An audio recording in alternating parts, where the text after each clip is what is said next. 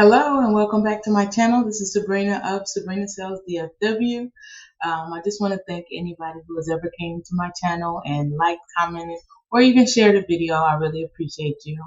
So I just wanted to kind of give a market update. Now I know this may not apply to every single area, but some of it will apply just across the board.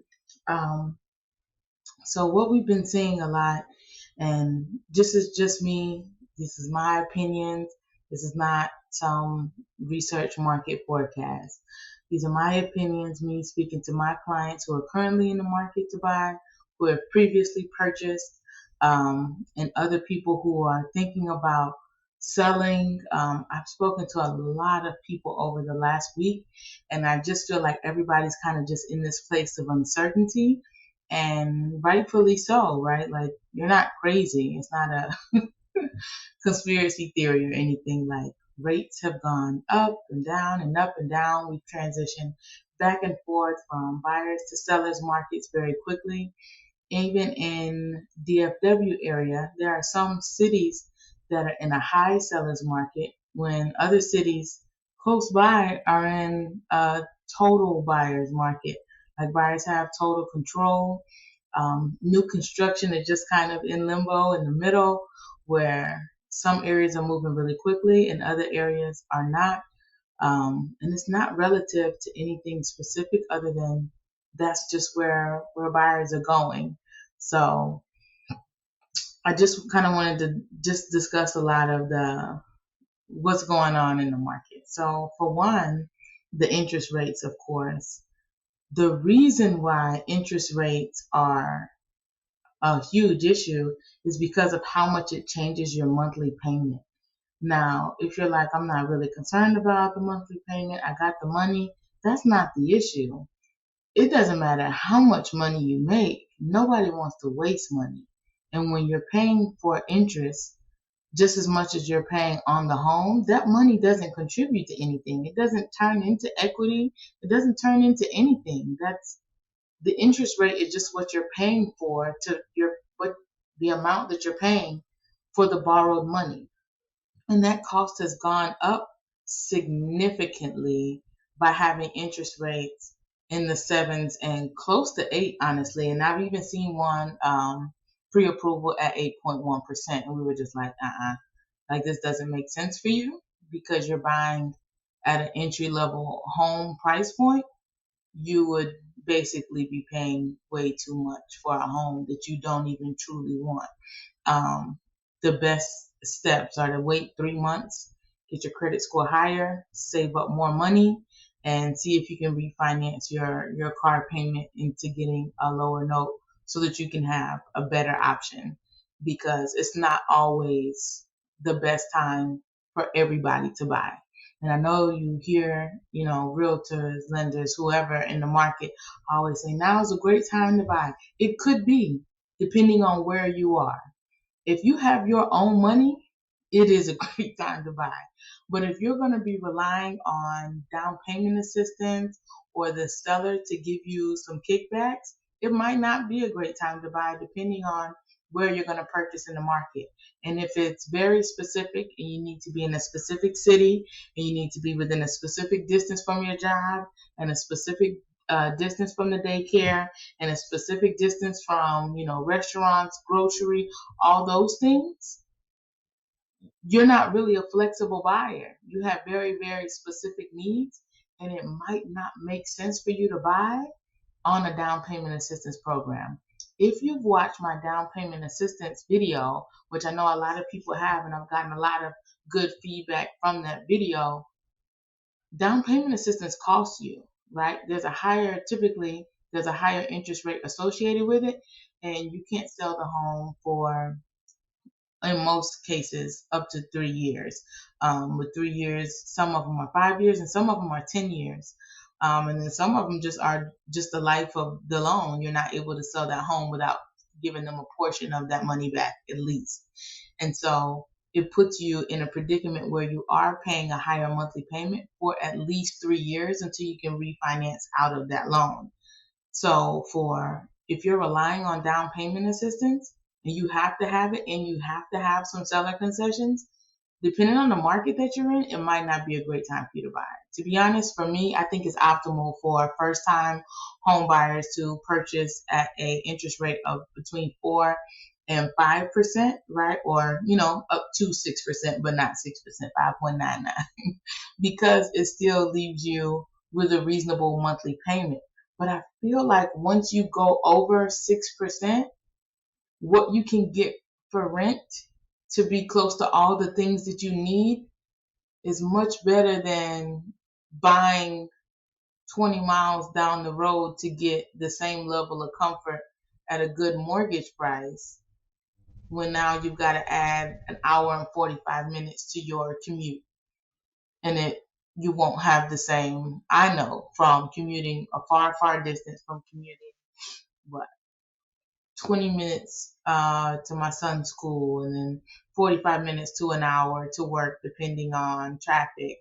And then even when I had to go to, drop him at my sister's house or whatever the case would be, traffic played a huge role in that. And there were days where I spent 2 to 3 hours, and a lot of days, like I don't mean like once a month, I mean 2 to 3 days out of my 4-day work week, where I spent 2 to 3 hours a day in my car, just driving and commuting and picking up and dropping off and navigating to grocery pickup and all those things. I was spending a lot of time in my car, and it can lead to just a poor like life experience, because you're not truly getting to enjoy your day.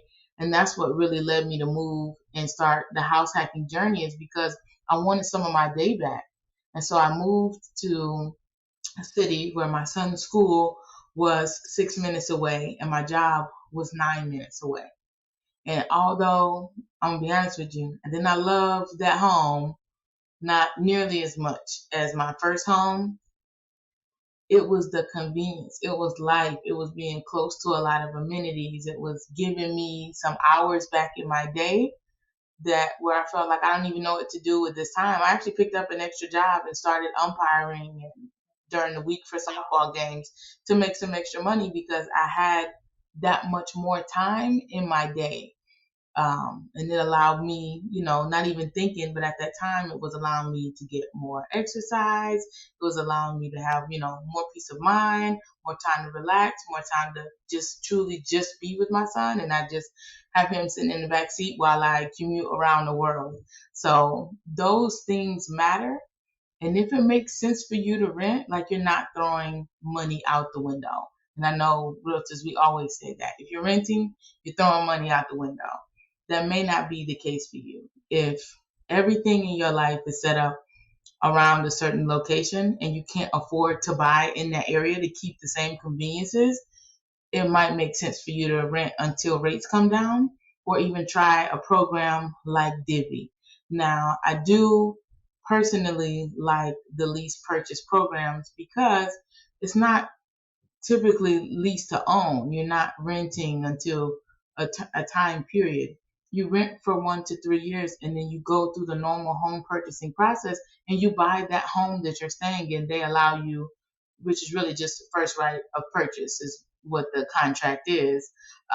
But it allows you to purchase that home. But Divvy, for example, will save up to 25% of whatever you're paying monthly towards your future down payment.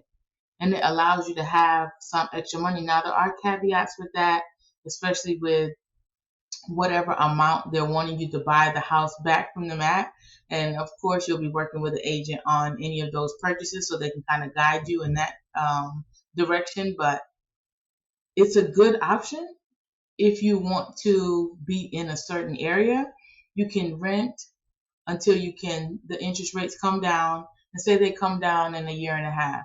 Okay, great. Now you can go and get pre-approved to purchase, give them that mortgage, and buy the home back from them, and have that home at a reasonable rate, rather than purchasing it at the top of your budget, and then taxes increasing, and insurance increasing, and all these things increasing, and putting you at a place where now you need to either go back to renting, or you're scraping by and your house poor and all these things. Taking your time with it, that's okay too. I know we don't typically say that renting is okay, but it is if that's what is the best fit for what you have going on.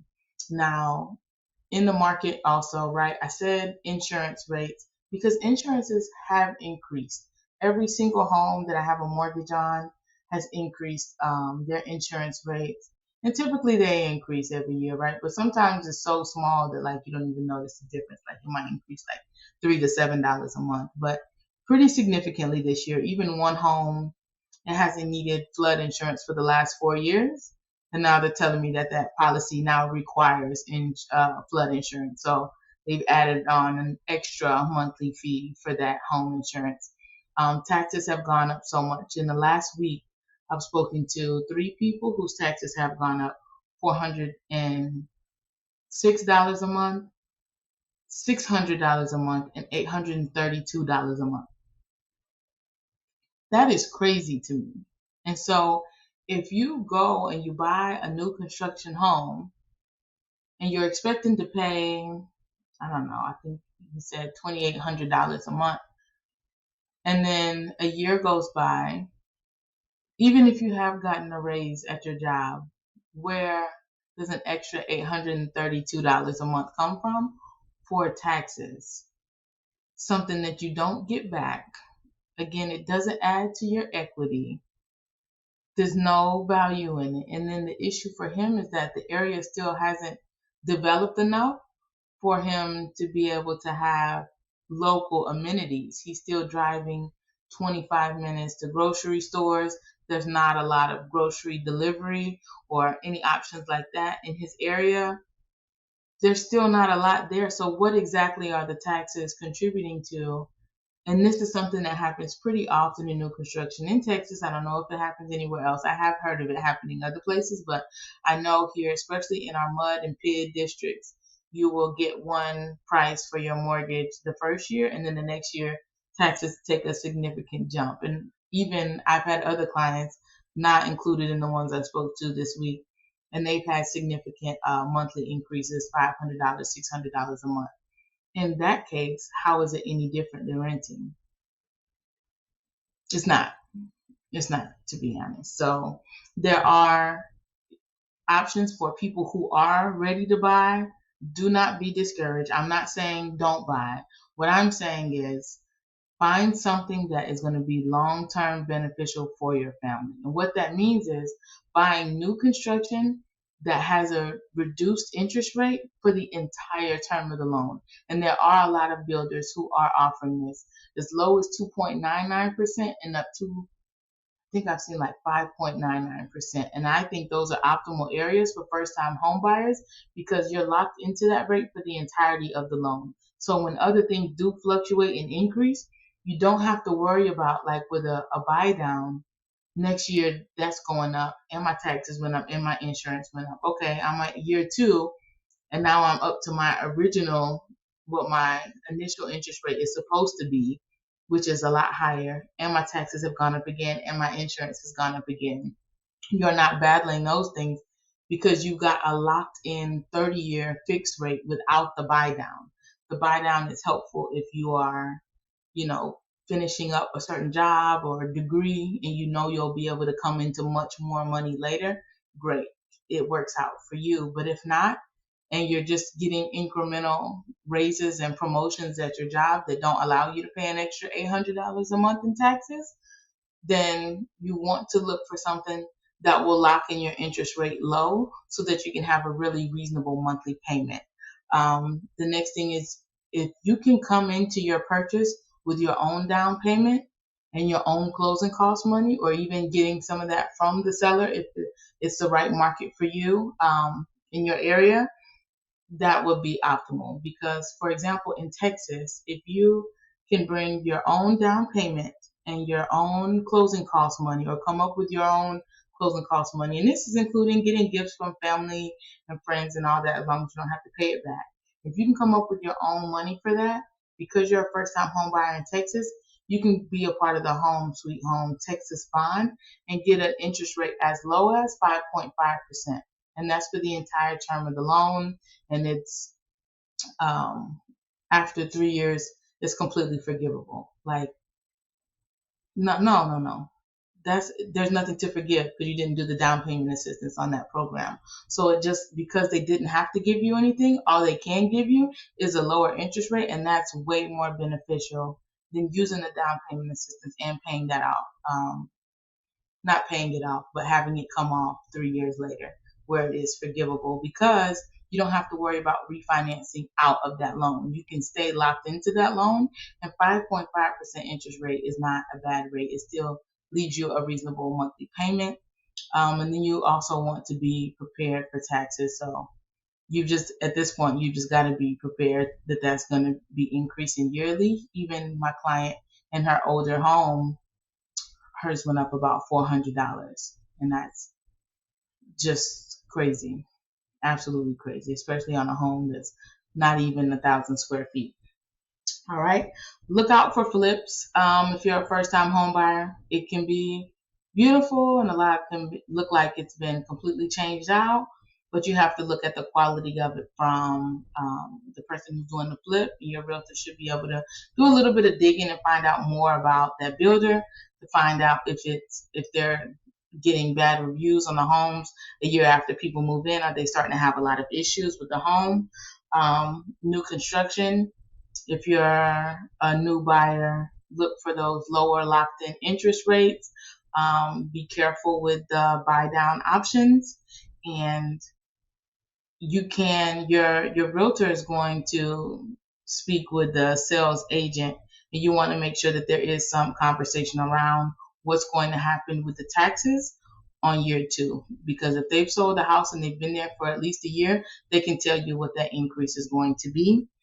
And then the last thing I want to discuss is luxury homes. So if you're a luxury buyer, and you're looking to purchase in the market right now, the best thing that you can do is work with a new builder who's doing luxury homes, that has some projects that you can go and see, but they're not as well known, or they're not as commercialized as some of the larger luxury builders.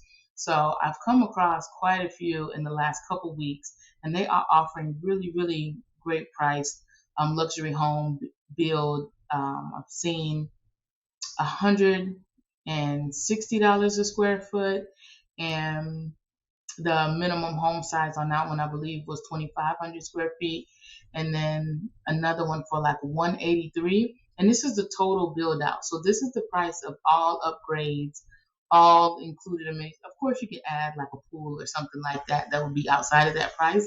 But as far as the home, the actual home, $160 a square foot. And I don't think people truly understand like what that benefit is. So I'll share this with you. So I looked up, and I chose Prosper because recently a builder that I looked at that has the reduced, they have that reduced build rate right now, because they're trying to grow their brand and get their name out there, and build some brand awareness. You get to capitalize on that if you are going into luxury. So they just built a property that they showed us in Prosper, and in that area they built it on, I think, like a third of an acre, and it was about 4,500 plus square feet. And so I just picked a random beautiful home in Prosper. The closest that I could get to that square footage was 5,200 square feet, and I just kind of want to show you. I don't know if you can see that. No, you can't really see it. But the house is 1.58 million for 5,200 square feet, and it's on 0.4 acres. And so the home that they were able to build, they built that home. They ended up being able to do that one at $170, $173 a square foot. And so I just kind of want to show you what that would be. So at 4,500 square feet, that was $778,000 to build that home. And then the purchase price in Prosper that they paid for that acreage, he said it was around $200,000.